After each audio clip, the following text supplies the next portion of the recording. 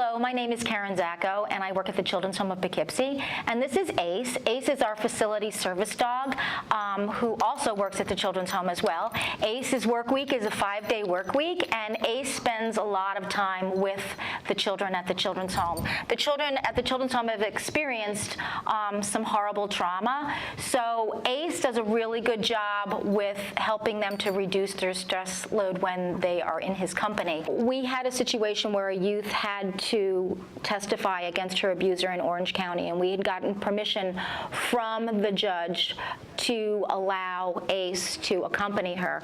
So prior to that, Ace would go to a couple of the meetings with the youth, so she would know what to expect during the court session.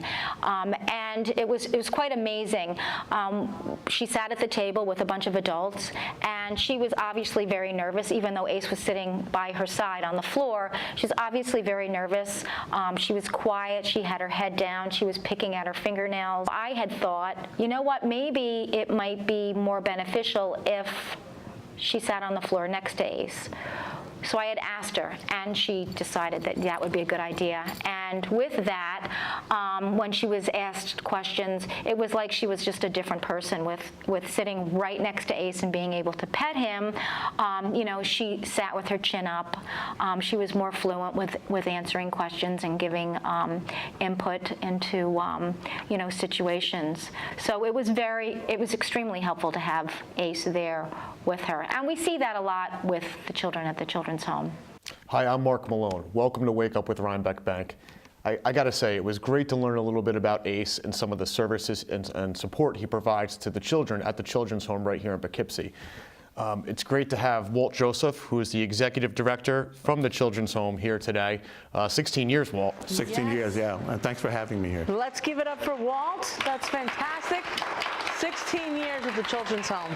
I'm sure you've seen a lot in 16 years. Yes, I have. I've seen a lot of change. I've seen a lot of growth.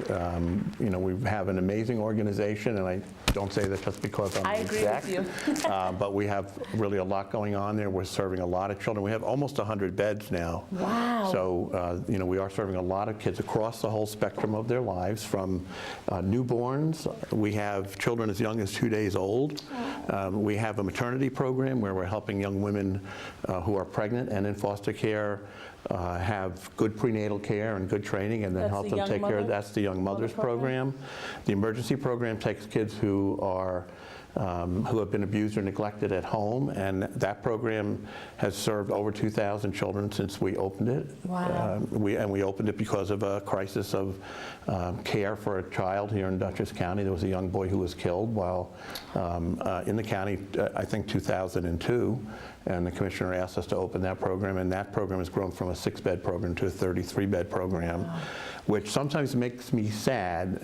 Bob Alders, who was the commissioner, when I talked to him about this, he would say, you have to think of it in positive terms, that we, even though we've had 2,000 kids come to us who have been abused or neglected, we have provided a safe place for them. Well, and you've reacted to the need in the community where there might not have been another good fit for these children. Yeah, and it's been growing. Our emergency program has been very active, was very full in the beginning of the summer. We are seeing a lot of children come to us because of parental substance abuse. So heroin, wow, fentanyl, and alcohol abuse really drive a lot of kids into the foster care system. And that's not just our experience, that's across the state and across the country that people are seeing this substance abuse. How are you finding out about the children that have parents that have substance abuse problems? Well, it depends, because you know, we've seen the newspaper articles and photos of parents, you know, in their car unconscious with the 3-year-old in the back seat. For newborns, there is drug testing that's done at birth. You know, a lot of these families are known to the county, and so if a newborn is born positive toxicology, then that child will likely come to us, and so that's where our 2-day-old babies have come from.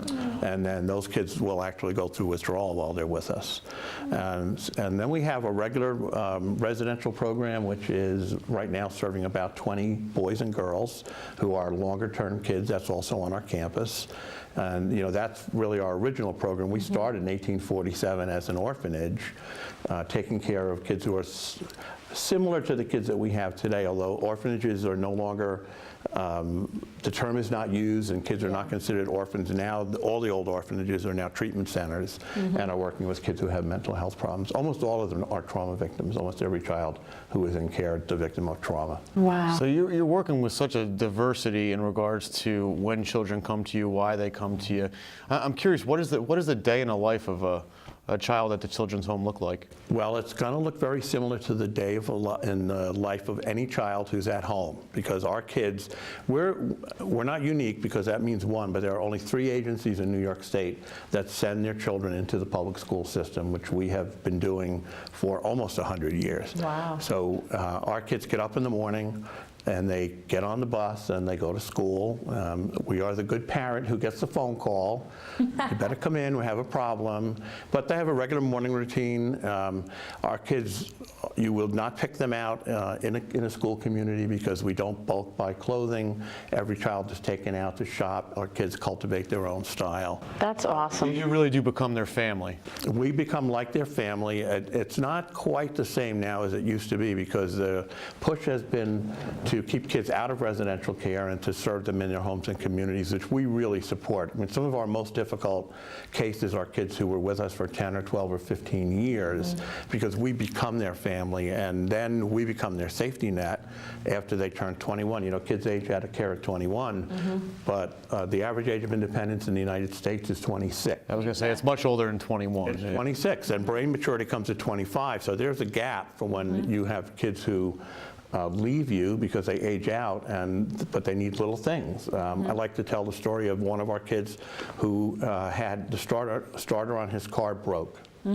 So, and it was about a $300 repair. He didn't have $300. He called us, and we paid for his starter, because if your starter goes, a $300 repair, you don't have the money to fix the car, which means you don't make it to work, Right. which means you get fired, which means you become homeless. Right. That's the trajectory. So a little bit of financial help in those kind of cases can really get these kids over the hump. Now, when I first came to the children's home, there were 60,000 children in foster care in New York State. That's all kinds, foster homes, institutional care. Today, there's about 18,000. So in the last 16 years, the push has been to find alternative community-based placements for kids. So the kids who we're seeing in our campus programs are really presenting us with some interesting challenges there, because only the kids who have real problems will come into care. How long are they typically there for? It depends on the program. In the emergency program, kids stay for about 3 weeks. So they'll come into care. We help the counties make decisions about where they should go. Sometimes we do a diagnostic assessment that takes about 30 days because a lot of these kids are not known to the system, so people don't know what their psychological health is or their psychiatric needs. On the campus, our kids stay about 9.5 months. So that's considered a fairly long length of stay, but 10 years ago, our kids were staying for 35 months. Wow. So you can see that there's a lot of movement in and out. It's much more rapid. And what age group is that, the 9 months? Those are typically kids around 15. So there'll be kids from 14 to 19. We have kids up to 21. We've had 20-year-old kids on the campus.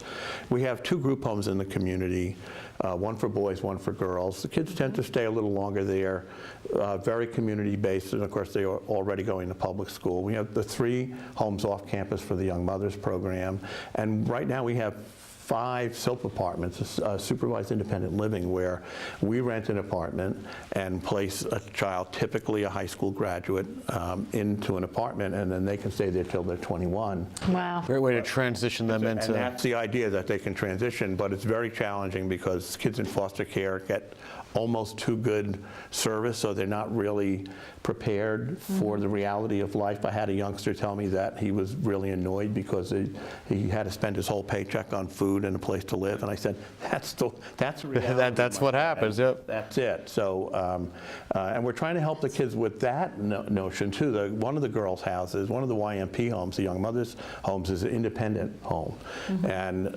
we have them looking at their bills, and in the house. As a matter of fact, the Rhinebeck Bank offered to set up a dummy account for us so that they could sit and write a check for the electricity, for the the oil bill, because they just really don't. And what kids do know, really. Well, and the financial education is something that I think is missing from our school systems in a lot of cases. Absolutely. And parents, if you have two parents, they're taking care of you. You're probably not sitting with your parent to do the bills, although it's not a bad idea. So we're trying to really move them towards independence. And in the Young Mothers Program, the push is really, even though we have moms and babies, we don't take care of the babies. The moms take care of their babies, and we support the moms in taking care of their babies. That's fantastic. So they have to do their own grocery shopping. They learn how to cook food for their children.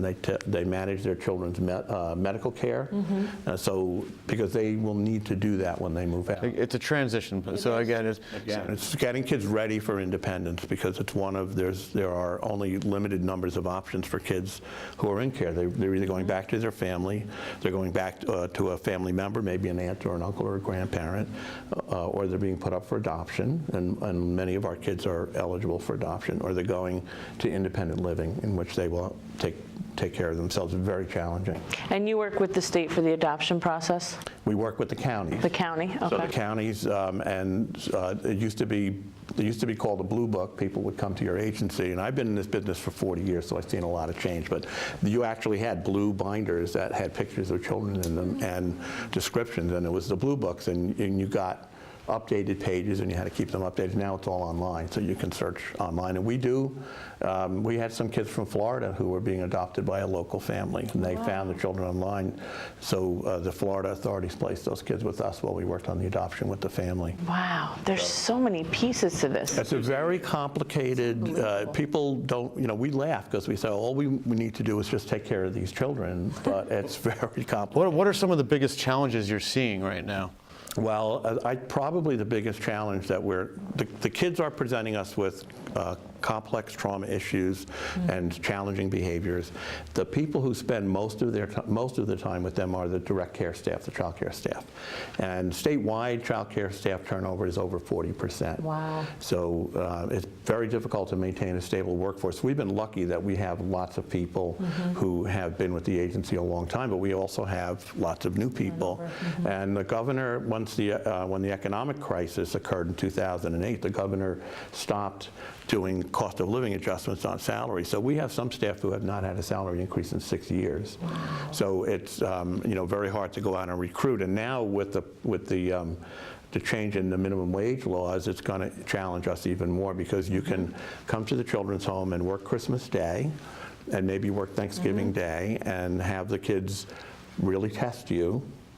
Which they really do, and sometimes staff are injured by kids, or you can make the same money at a less risky place. Like I say, in Home Depot, generally the customers don't beat up the staff, but we have situations where we have kids who are very traumatized and impulsive. And we live in an expensive part of the country, and I've met many of your staff members. I mean, they're just wonderful people, and it takes a special person to do what they do, and that's a tough challenge. Yeah, well, it's a mission. Nonprofits have a mission, but the people who work at the children's home really have a mission to take care of these kids, and people feel it.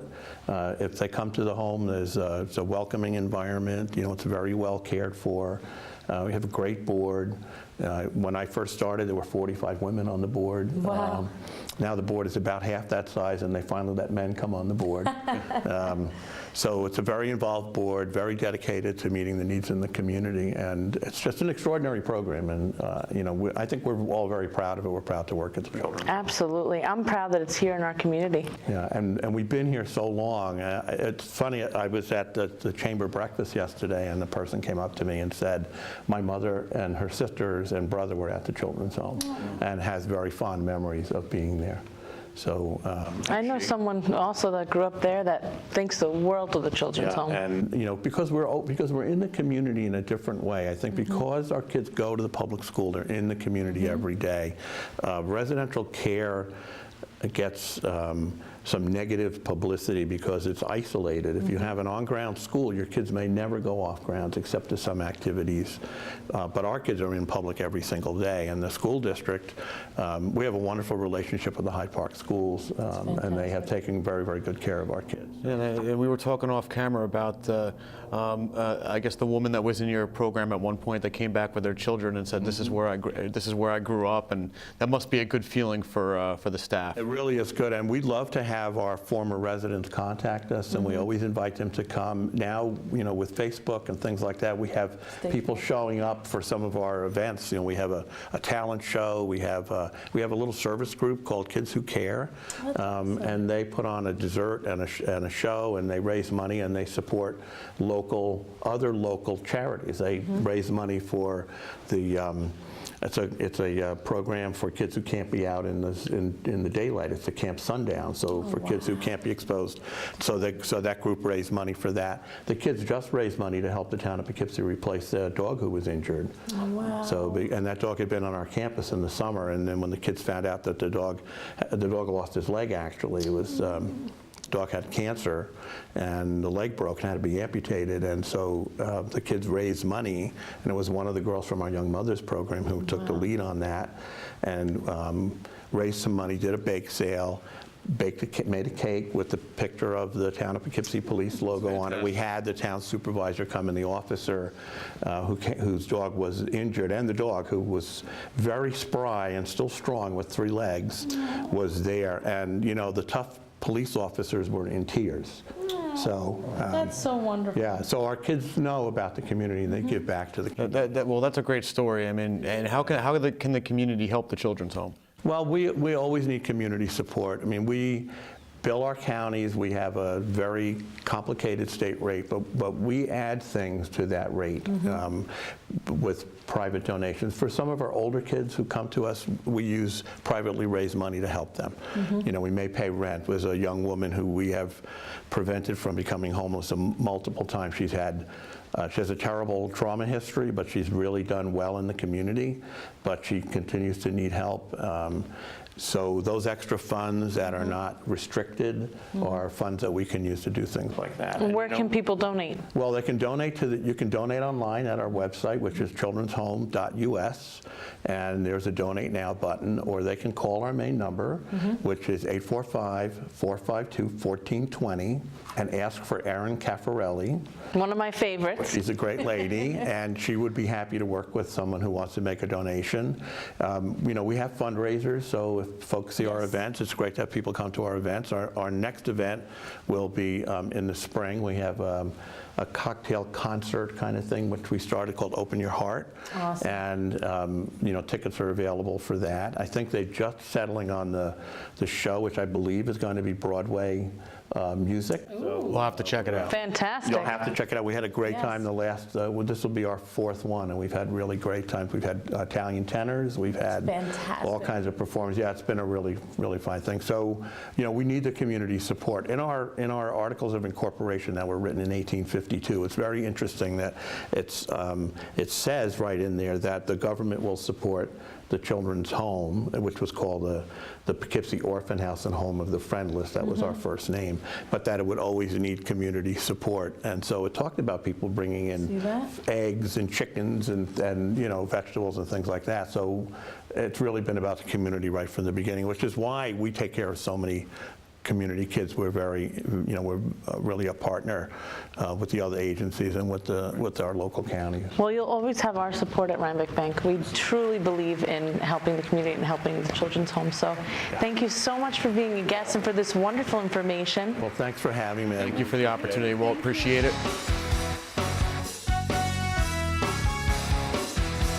Michelle and I would love to thank Walt Joseph for joining us today. It was great to learn a little bit more about what the Children's Home does right here in the Hudson Valley. Absolutely. So many different things that they do, so many services, so many things they do for people and really affecting individual lives. So thank you so much for joining us, and you can check us out next week, Monday, 8 a.m. We'll see you then. Take care. See you then. Bye.